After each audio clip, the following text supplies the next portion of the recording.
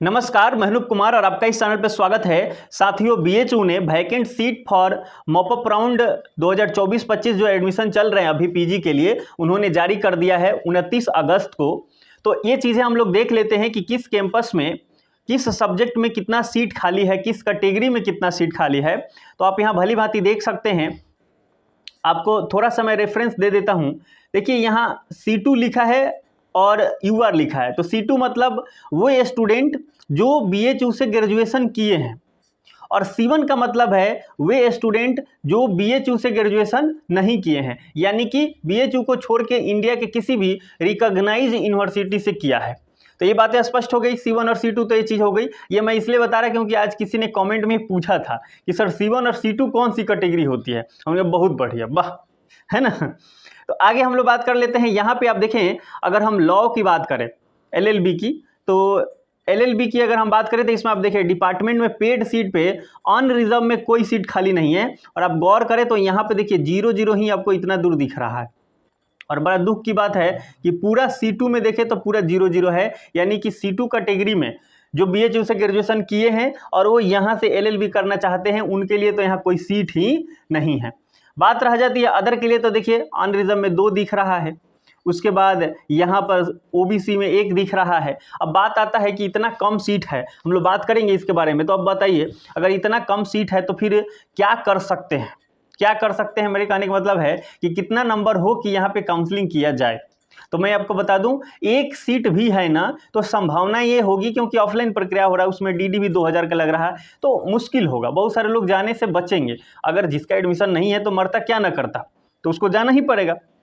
लेकिन फिर भी बहुत सारे लोग नहीं आ पाएंगे। तो आप ये समझें कि अगर आप आते हैं तो इसकी पॉसिबिलिटीज़ रहेगी। हाँ, अगर डिफरेंट बहुत ही ज़्यादा कम है तो फिर तो मुश्किल होगा। इतना भी डिफरेंट कम नहीं होना चाहिए, आप इस बात को समझें। थोड़ा मोड़ा अगर डिफरेंट है तो आप ये कर सकते हैं। और ये मैं कहूँगा नहीं कि कितना डिफरेंट है ना, कि आप 40 बता दीजिए सर नहीं, आप 50 बता दीजिए सर नहीं, ऐसा हम नहीं कर सकते। क्योंकि BHU में अभी जो रेगुलर का 5th राउंड आया था और उसके बाद जो स्पोर्ट राउंड जो फर्स्ट स्पोर्ट राउंड आया, हुआ क्या था, साइकोलॉजी में सीधे 71 मार्क्स डाउन आ गए थे।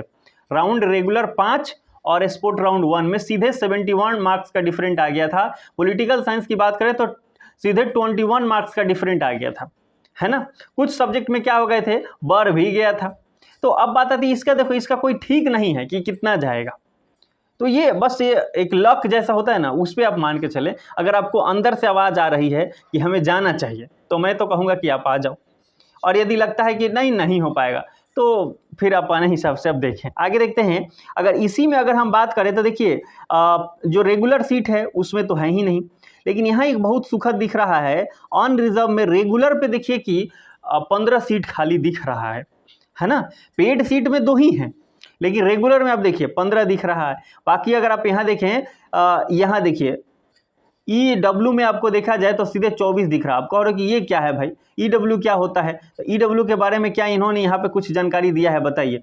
इम्प्लॉई से रिलेटेड होता है वो। इम्प्लॉई जो लोग होते हैं उनके लिए भी ये दिया जाता है, तो ये इससे रिलेटेड है। बाकी अगर कुछ आप विशेष जानते हैं इस कोटा के बारे में तो आप कमेंट में जरूर बताइएगा। आगे हम लोग बात कर लेते हैं और सब्जेक्ट का। तो ये चीज़ें जो भी है आप देख सकते हैं। यहाँ पे मैं आपको रुक के बहुत सारी चीज़ें बता दिया। अब मैं इसको धीरे धीरे स्क्रॉल कर देता हूँ। आपका जो भी सब्जेक्ट है और जो भी आपका ये कैंपस दिख रहा है वो आप इसमें एक बार देख लीजिए, है ना। आगे हम आपको और दिखा देते हैं आपके किस सब्जेक्ट में कितनी सीट खाली हैं, ये चीज़ें हम लोग देख लेते हैं। और अगर विशेष तौर पे दिखेगा, देखिए बहुत सारा जगह पे आप देखेंगे ना तो 0-0 ही दिखेगा। आप यहाँ देखिए कितना जगह आपको 0 दिख रहा है। इधर तो हमको बस 1-2 जगह पे 1-1 दिख रहा है और 1-2, बाकी बहुत जगह 0 ही दिख रहा है। माने मैक्सिमम अगर देखा जाए तो सीटें भर गई हैं। यहाँ पर देखिए 13 दिख रहा है। और हम देखना चाहेंगे कि कौन सा सब्जेक्ट है। तो आप देखिए ये इंग्लिश है, डिपार्टमेंट ऑफ इंग्लिश, है ना। डिपार्टमेंट ऑफ इंग्लिश की अगर बात किया जाए तो यहाँ पे 13 दिख रहा है। तो एम्प्लॉय से रिलेटेड है, इसलिए उसमें तो ज़्यादा है। बाकी सब जगह आप देखेंगे तो क्या है, बहुत कम है। 1, 2, 3 ऐसे चीज़ से सीटें खाली हैं। एक चीज़ यहाँ पर दिख रहा है लैंग्वेजेज में, आप इसमें देखिए बहुत सारा सीट यहाँ पे खाली है। इसरो में आप देख सकते हैं, है कि नहीं, इसरो में। तो ये चीज़ें आप यहाँ पर भली भांति देख सकते हैं। तो बहुत सारे सब्जेक्ट की अगर बात करें तो उसमें उतना सीट नहीं है। डिपार्टमेंट ऑफ मराठी में भी देखिए यहाँ 13 दिख रहा है। तो और चीज़ें देख लेते हैं। एंशियंट इंडियन हिस्ट्री की अगर बात करें, देखिए AIH में अगर बात करें तो इसमें देखिए पूरा 0 दिख गया, इधर भी 1 2 3 ही दिख रहा है। ये बोलते हैं ना कि इसमें बहुत सारे संभावनाएं नहीं होती एडमिशन का, कुछ लोगों का ही होता है, लेकिन फिर भी आप देखें अगर सबको काउंट करें तो आपको अच्छा खासा सीट पता चल जाएगा। पिछले साल क्या हुआ था, BHU में 2000 सीटें खाली रह गई थी। हिंदुस्तान न्यूज़पेपर में ये बात आया था, मैं आपको बताया भी था। तो सीटें खाली रह, अगर सब काउंट कर लिया जाए तो बहुत हो जाएगा कि नहीं। तो ये चीज़ है, आप देख सकते हैं यहाँ पे हमने दिखाया आपको। हिस्ट्री आ गया है तो देखिए हिस्ट्री में भी ठीक ठाक आपको दिख रहा है, 2 3 1 2 ऐसे दिख रहा है कि नहीं। पॉलिटिकल साइंस के बारे में थोड़ा सा जिक्र कर लेते हैं, ये ज़रूरी है, बड़ा प्यारा सा सब्जेक्ट है ये, इसलिए क्योंकि हम इसमें पढ़ते हैं, ये मेरा सब्जेक्ट है। VCW में देखिए तो आप यहाँ देखेंगे ये वाला लाइन, तो इसमें आपको पता चलेगा कि 2 1 है ना, फिर 0 फिर 1 1 5 ऐसे दिख रहा है आपको। तो ठीक ठाक यहाँ सीट खाली है कि नहीं। VCW में भी। और DAV की अगर बात करें तो DAV में देखिए यहाँ भी कम ही है, लेकिन ठीक ठाक यहाँ भी आपको सीट दिख सकता है। DAV पेड कोर्स में देखिए 2 बस यहाँ दिख रहा है ना, अदरवाइज नहीं है। इसी प्रकार से आप देखें तो बहुत सीट खाली नहीं है, लेकिन फिर भी है, ये हम जरूर कह सकते हैं। मेन कैंपस में देखते हैं कितना, डिपार्टमेंट ऑफ पॉलिटिकल साइंस आप देखें, डिपार्टमेंट ऑफ पॉलिटिकल साइंस की अगर बात किया जाए तो ये वाला रो है, तो यहाँ पे ये जो आपको दिख रहा है यहाँ पे ये 6 तो है यहाँ पे दिख रहा है।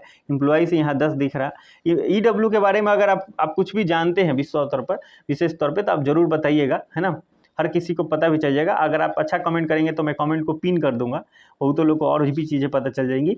आप जिस भी सब्जेक्ट से हैं आप यहाँ देख सकते हैं, हालांकि आप तो डाउनलोड करके देख सकते थे वेबसाइट से, ये पूरा PDF आपको मिल जाता, पर अगर होता है बहुत सारे लोग डाउनलोड नहीं कर पाते, तो चलिए आपको मैं दिखा भी देता हूँ कि डाउनलोड कैसे करना है ना। आपको मैं दिखा देता हूँ कि डाउनलोड कैसे करना है, एक बार ये पूरा देख लीजिए, है ना। तो ये पूरा देख लिया आप। अब आपको मैं दिखा देता हूँ कि डाउनलोड कैसे। तो बस यहाँ पे लिखना है BHU एडमिशन 2024। जैसे BHU एडमिशन 2024 लिखेंगे, इसको स्क्रॉल करके नीचे आना है, और जैसे आप नीचे आएंगे तो आप देखिए यहाँ पे ये समर्थ पोर्टल दिख जाएगा।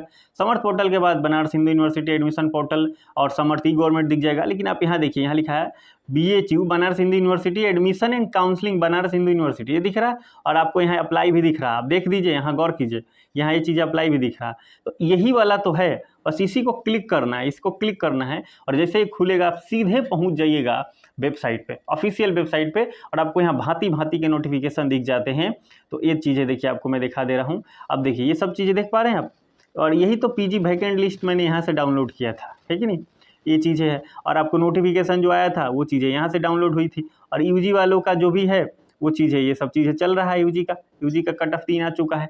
ये सब चीज़ें यहाँ पे स्पष्ट रूप से हो गई। उम्मीद है कि आपको ये बात समझ में आ गई होगी। निर्णय लेने के लिए मैंने कई वीडियो बनाया है कि आपको क्या करना है, कैसे करना है, किसको आना है, तो बहुत सारे वीडियो मैंने बनाए हैं, आप देख लीजिए। फिर भी कोई भी दुविधा रह जाता है तो कमेंट कर दीजिएगा, यथासंभव मैं आपको जवाब दे दूंगा। मिलते हैं अगले वीडियो में किसी इन्फॉर्मेटिव टॉपिक के साथ, तब तक आप मस्त रहें, स्वस्थ रहें। जय हिंद, जय भारत।